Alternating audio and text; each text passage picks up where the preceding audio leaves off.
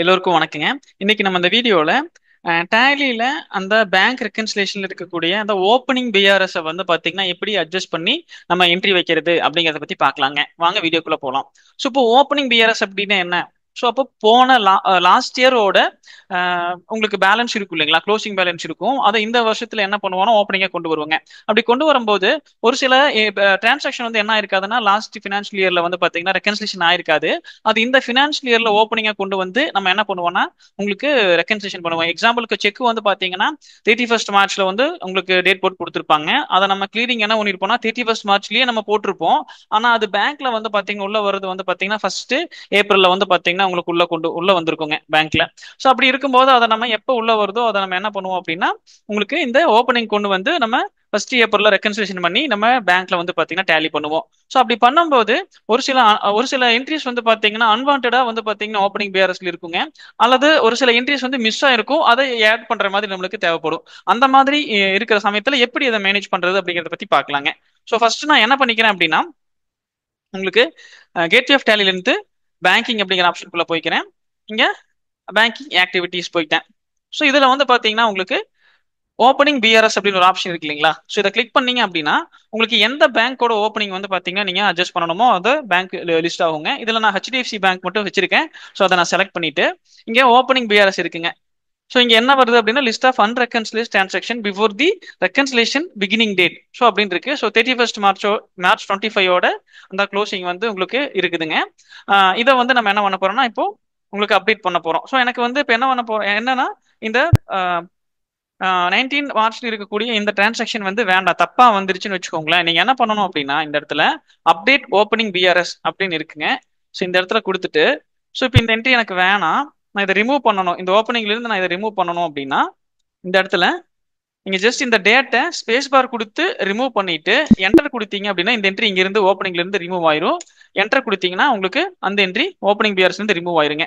அதே மாதிரி ஜஸ்ட் இங்க அப்டேட் ஓப்பனிங் பிஆர்எஸ் கொடுத்துட்டு இன்னும் வேற மேல இருக்கிற இன்னொரு என்ட்ரிங்க. ஸோ நான் 26ல இருக்கிற இந்த என்ட்ரி வேண்டாம் அப்படின்னு நினைக்கிறேன்.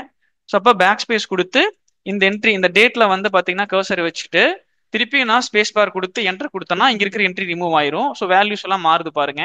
திருப்பி நான் என்ன பண்றேன் கண்ட்ரோல் கொடுத்து நான் சேவ் பண்ணிட்டேன். ஸோ ஓப்பனிங் பிஆர்எஸ் என்ன ஆயிடுச்சு உங்களுக்கு கம்மியாகுதுங்க. ஸோ இந்த இடத்துல செட் பிகினிங் டேட்னு ஒரு ஆப்ஷன் இருக்கு இல்லைங்களா, இதை கொடுத்தீங்கன்னா உங்களுக்கு எந்த தேதியிலிருந்து இது நீங்க ரெக்கன்சிலேஷன் பண்ணணுமோ அந்த பிகினிங் டேட் நம்ம ஃபர்ஸ்ட் ஏப்ரல் இருந்து தான் நம்ம ரெக்கன்சிலேஷன் பண்ண போறோம்.